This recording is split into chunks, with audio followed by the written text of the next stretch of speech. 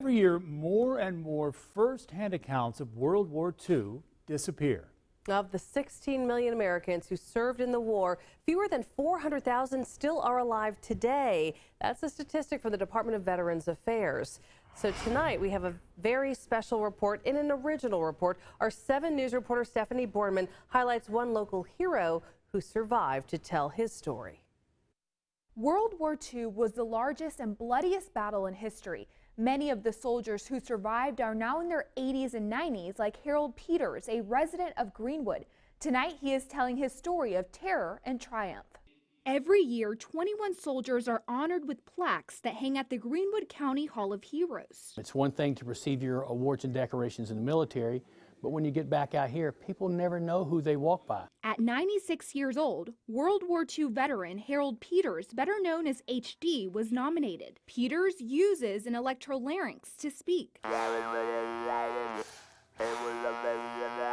In October, Peters was inducted into the Greenwood Veterans Museum. Veterans Affairs Officer Carrie Bolt says a shadow box of Peters' accomplishments will be displayed at the Hall of Heroes Museum for the next year. Lots of the veterans, like World War II and our Vietnam veterans, they didn't get the accolades they needed, or Korea. It's special for me that way to honor them publicly.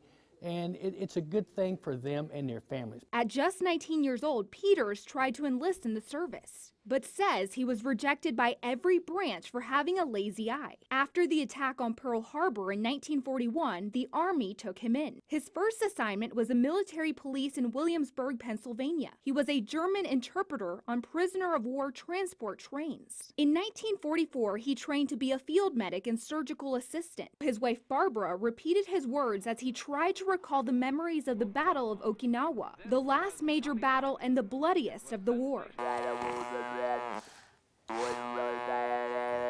You saw a lot of wounded men and civilians. Because Peters treated the wounded, Barbara says her husband was in the trenches with no protection. Medics didn't carry guns in the war. They didn't carry guns. They carried all the medical supplies and things like that they needed to treat people in the field. But the hero walked away unharmed. He didn't get hurt except for, he said one night you put your hand over the edge of the foxhole when a flare came up and he got a piece of shrapnel in his thumb. And that's all that ever happened to him. More than 70 years later, it's still hard to think about. A lot of things that happened that were unpleasant. It took Peters more than 25 years to open up about what he saw in the bloody battles that took place in Japan.